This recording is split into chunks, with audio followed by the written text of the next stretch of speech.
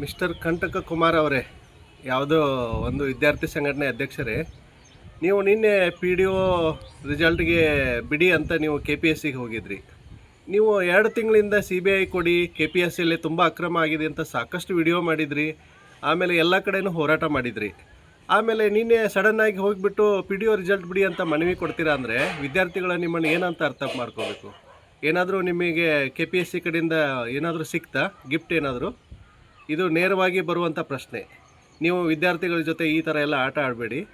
ನಿಮ್ಮ ಜೊತೆ ಪಾದಯಾತ್ರೆ ಮಾಡಿದ್ದೀವಿ, ಎಲ್ಲ ಹೋರಾಟದಲ್ಲೂ ಭಾಗವಹಿಸಿದ್ದೀವಿ ಕೆ ಪಿ ಎಸ್ ಸಿಯನ್ನು ಸರಿ ಮಾಡೋಣ ಅಂತ. ನೀವು ಸಡನ್ನಾಗಿ ಇಲ್ಲಿ ಎಲ್ಲ ದಾಖಲೆಗಳು ಪಿ ಡಿ ಒ ಮತ್ತು ಕೆ ಎ ಎಸ್ ಗ್ರೂಪ್ ಬಿನಲ್ಲಿ ಸಾಕಷ್ಟು ಅಕ್ರಮ ಆಗಿದೆ ಅಂತ ನಿನಗೆ ಮನವರಿಕೆ ಆಗಿದ್ದರೂ ಸಹಿತ ನೀನು ಕೆ ಪಿ ಎಸ್ ಸಿ ಅವರ ತಾಳಕ್ಕೆ ಕುಣಿತಾ ಇದೆಯಲ್ಲ. ನೀನು ರಾಜ್ಯದ ವಿದ್ಯಾರ್ಥಿಗಳಿಗೆ ಉತ್ತರ ಹೇಳಬೇಕಾಗುತ್ತೆ. ವಿದ್ಯಾರ್ಥಿಗಳೇನು ದಡ್ಡರಲ್ಲ, ಎಲ್ಲವನ್ನೂ ಅಬ್ಸರ್ವ್ ಮಾಡ್ತಾರೆ.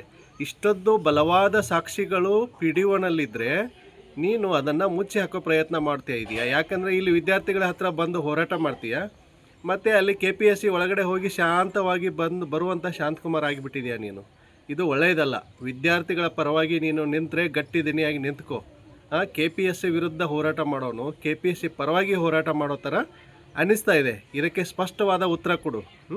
ಇಲ್ಲ ಅಂದರೆ ರಾಜ್ಯದ ವಿದ್ಯಾರ್ಥಿಗಳು ನಿನ್ನನ್ನು ಕ್ಷಮಿಸೋದಿಲ್ಲ. ನಮಸ್ಕಾರ.